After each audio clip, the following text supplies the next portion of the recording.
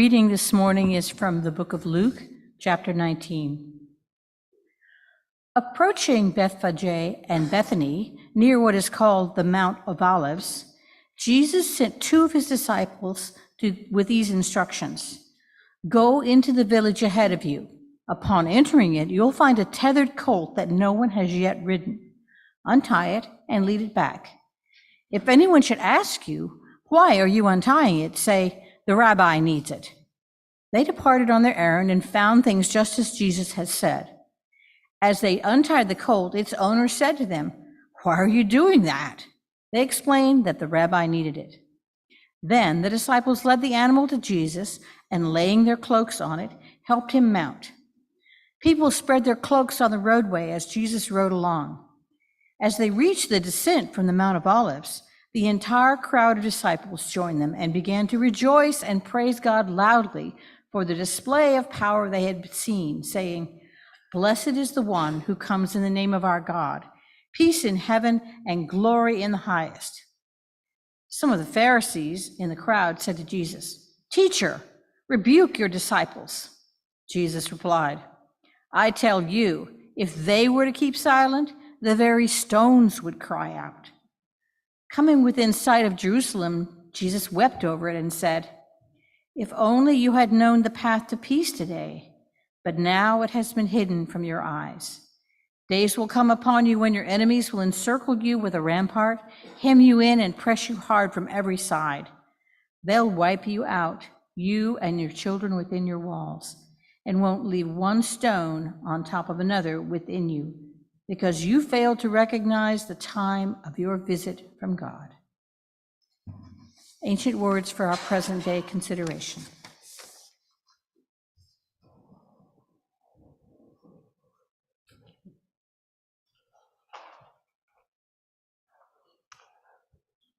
When I was a kid, I always thought that Palm Sunday is a really weird holiday because it always get us to go around with the palms, which is enjoyable. It's fun, it's nice. But I remembered that in the end, all of these people who are so happy are going to run away.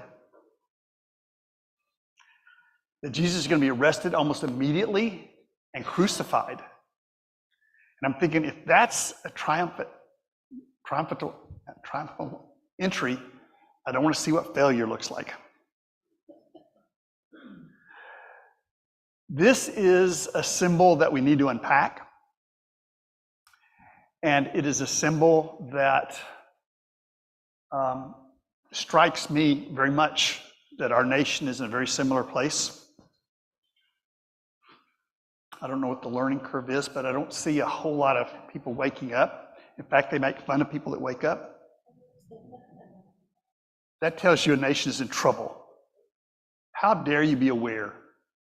How dare you care about what somebody else's experience is and step out of the propaganda of our culture? So we're going to look at this as a symbol addressing how do you find hope and peace and joy at a time like this. Now, if you don't care about the weak and the oppressed, this isn't a problem for you.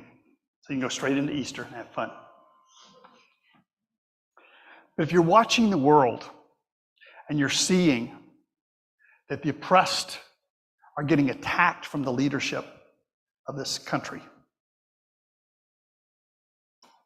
that you have bullies and cowards that are struggling over the fate of the nation, that's not a good combination.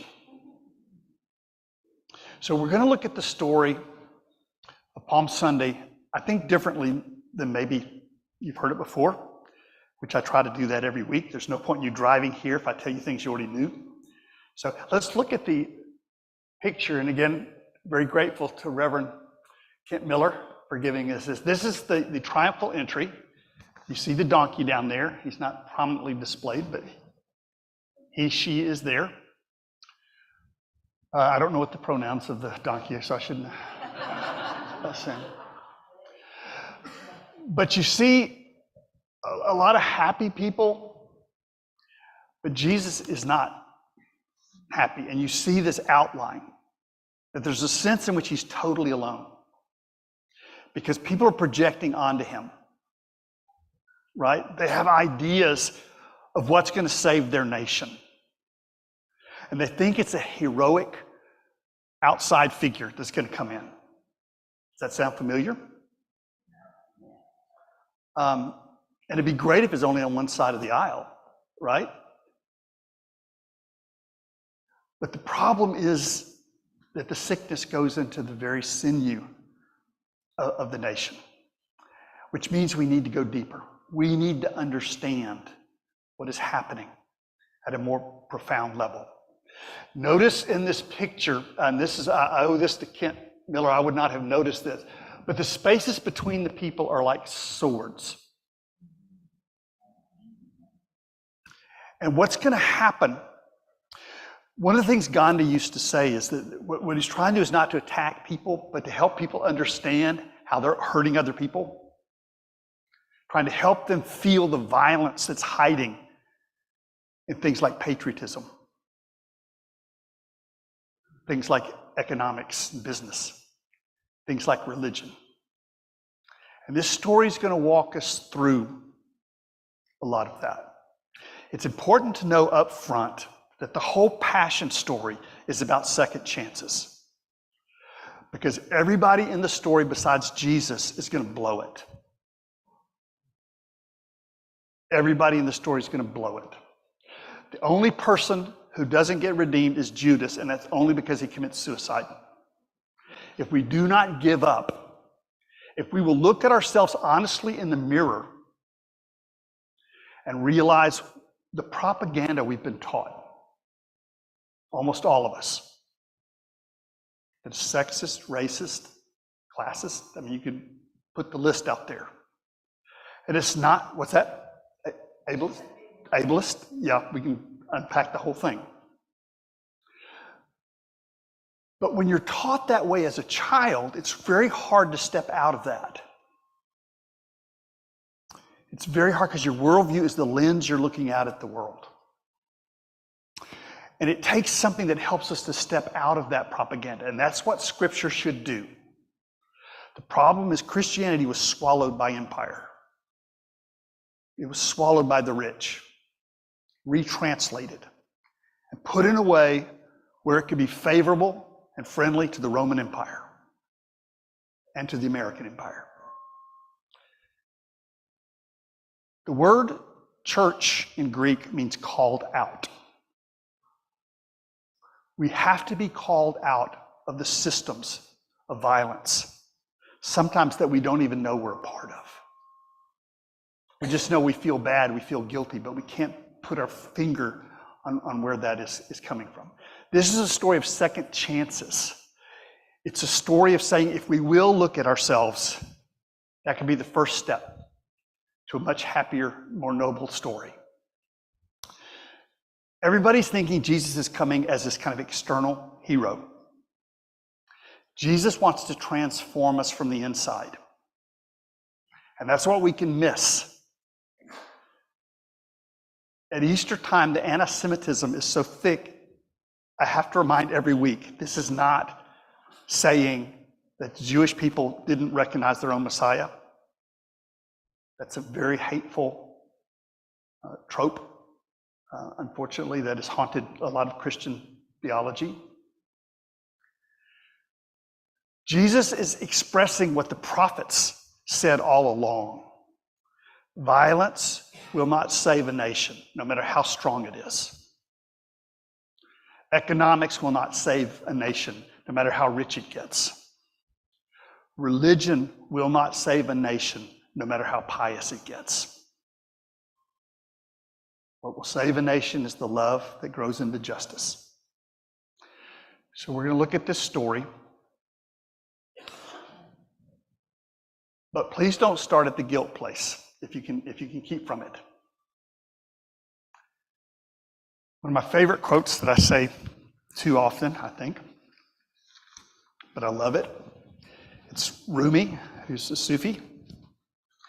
Whenever I see the story of the parade, I think of this little poem by Rumi. Come, come, whoever you are, wanderer, worshiper, lover of leaving. It doesn't matter. Ours is not a caravan of despair. Come, even if you have broken your vows 1,000 times. Come, yet again, come, come.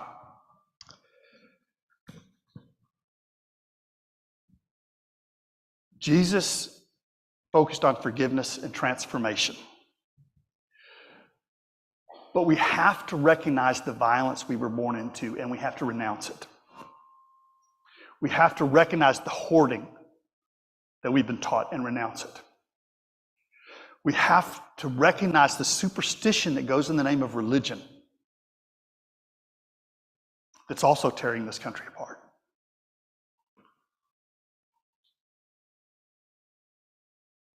When you look at the world through the lens of religion, not through the lens of love, you try to project your religion on the world. And this is very deadly in and of itself. So what I want to do is walk through first the militarism that we've all been taught as patriotism, the hoarding that we've been taught as is kind of entrepreneurial capitalism, and the superstition that we've been taught as religion. Many of us. Now, if this doesn't apply to you, that's fine. Just go ahead and get the refreshments now. There may not be a lot here for you.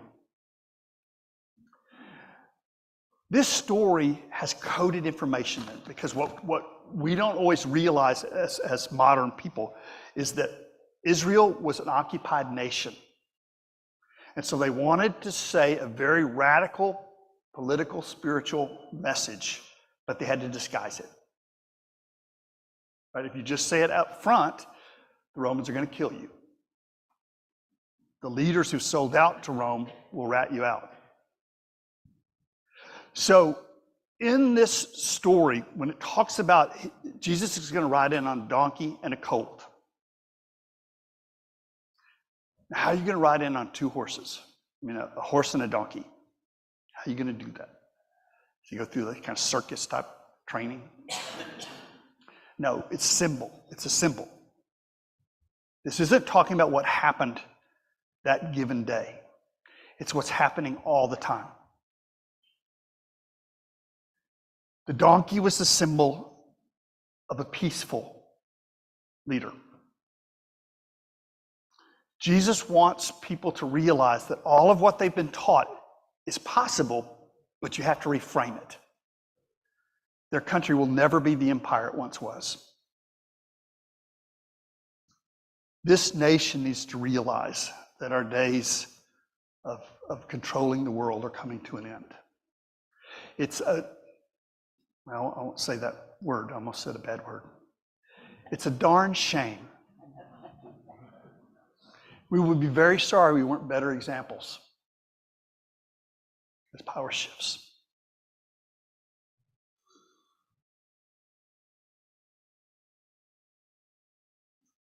There is no peace for a nation that hides behind violence.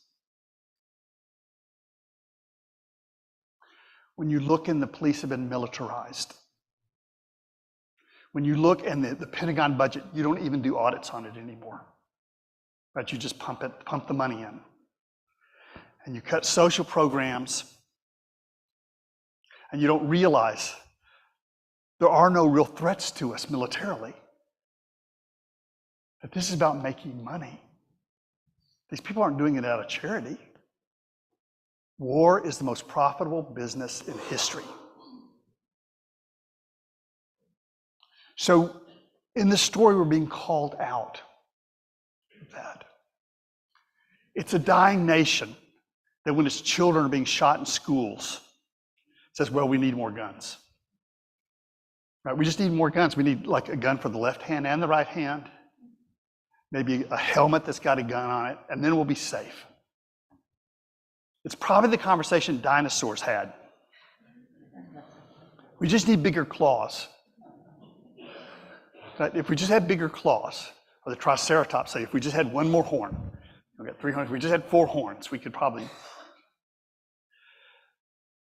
Survival of the fittest doesn't mean survival of the strongest. It It means survival of those who adapt to nature. Period. You do not adapt to nature, you perish. No matter how rich you are, no matter how powerful you are. Period. The prophets are warning us. This is non-negotiable. Right? You either adapt to nature or you perish as a species. Which is kind of a helpful warning. Because there is nothing, there's no enemy on the face of the earth that is as likely to harm us as the pollution and poisons created by our own defenses. There is nothing more likely to unravel this nation than the money we are dumping into the weapons industry and taking from the social fabric.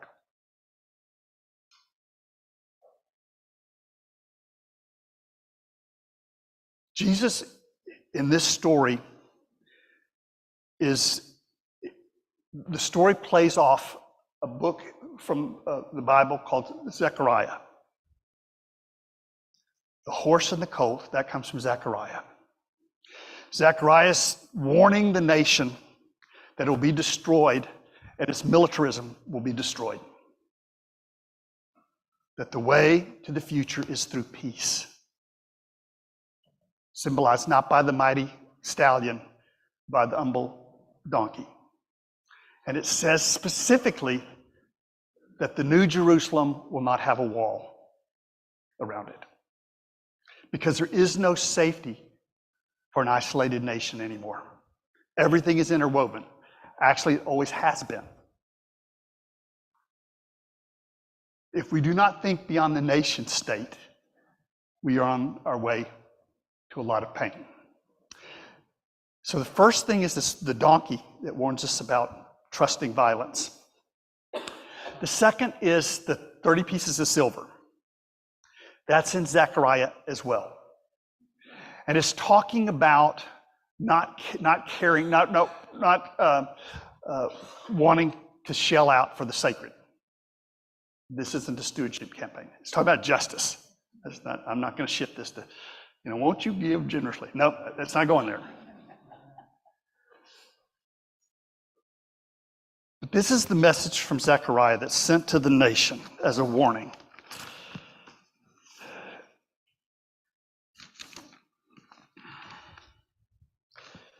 This is what God has said to you. Administer true justice. Show mercy and compassion to one another.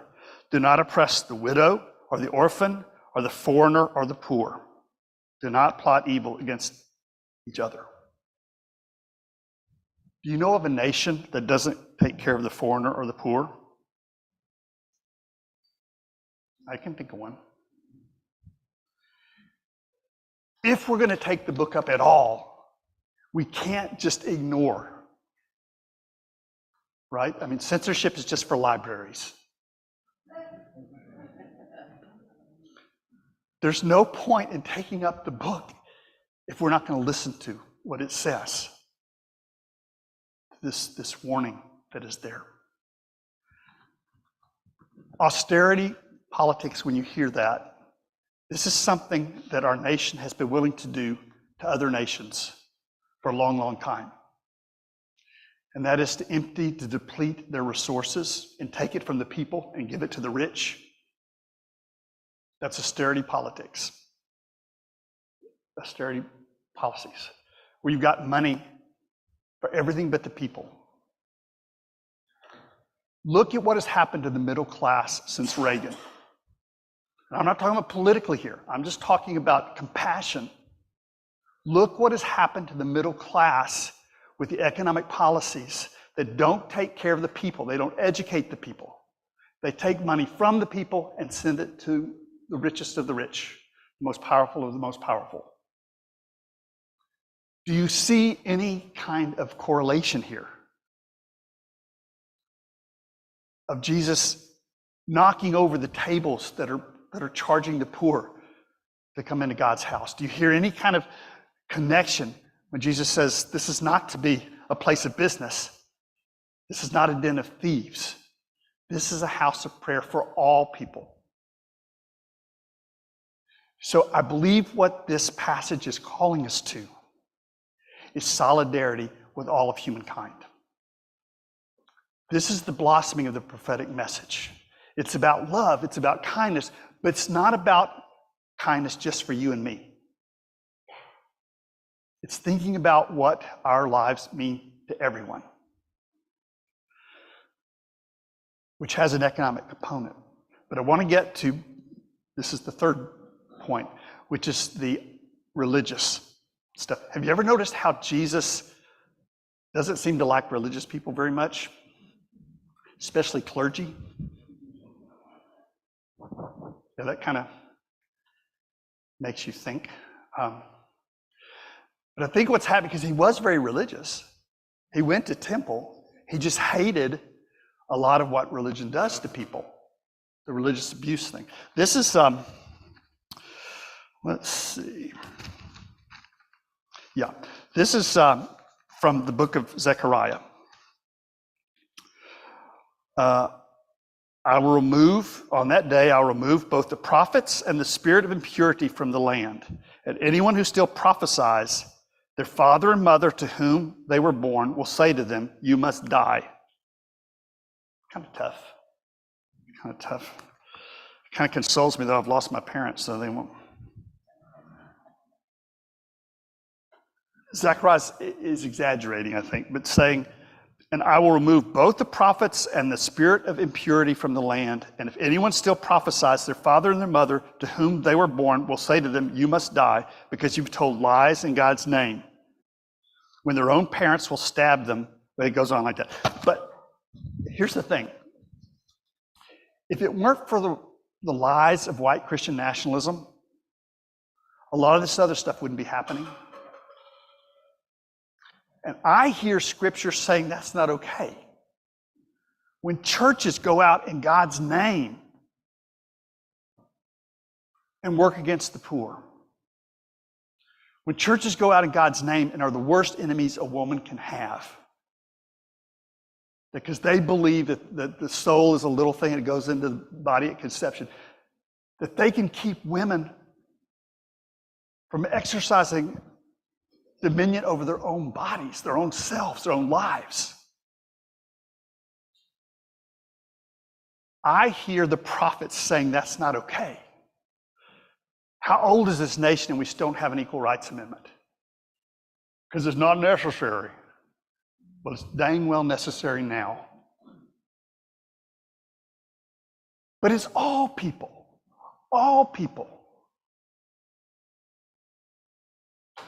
And when the vulnerable are attacked, it doesn't matter if you agree with them or not. It simply doesn't matter whether you approve of transgender families or not. When the governor of a state goes after those families, when he prohibits abortion and the maternal mortality rate goes up, that's not okay. It's not okay for religion to interfere with people's lives. And you know where it starts? When you come to church and they say, we want you to say what you believe, and then we give you the creed and you say that. That's what you believe. Don't think about it. We will give you what you believe.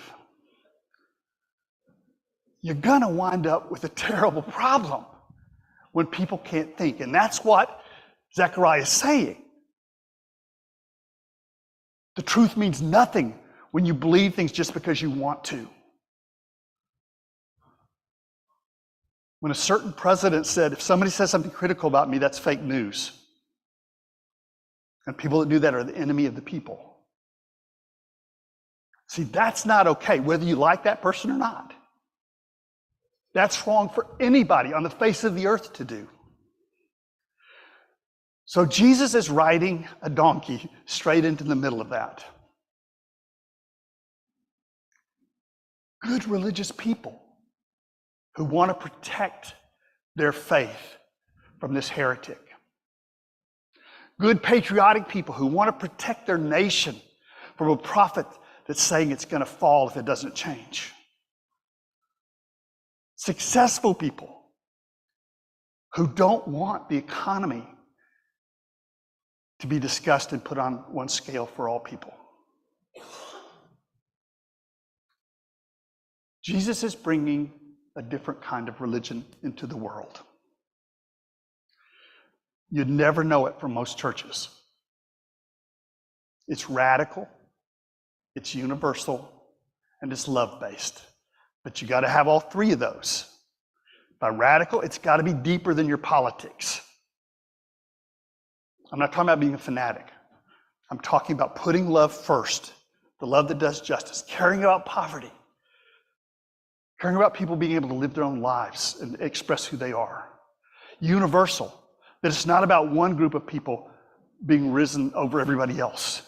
But most importantly, it's about love. It's not because you're mad at somebody else. It's because you care about the beloved community.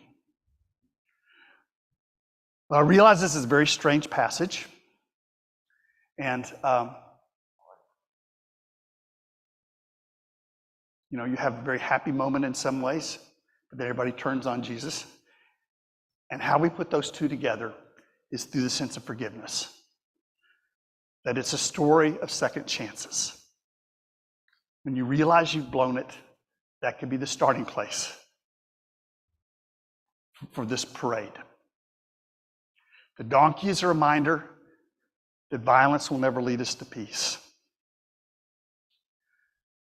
The 30 pieces of silver is saying if our hearts are for sale to capitalism, we'll never get to peace. We'll never get to the sense of the value, the true value that we all have. And then finally, if we give our minds over to religion, we can never go to that honest revelation that religion can lead us to. So if you look at this country and you're not feeling a lot of hope right now, there is a parade. You can walk one step in the direction of your highest value. And that's what the passage calls us to. But it also reminds us of one other thing. Rumi's parade. Come, come, whoever you are. Wanderer, worshiper, lover of leaving. It doesn't matter. Ours is not a caravan of despair. Come, even if you have broken your vows 1,000 times. Come yet again. Come, come. Well, that's my understanding of this passage. I invite you now to your own reflection on these words.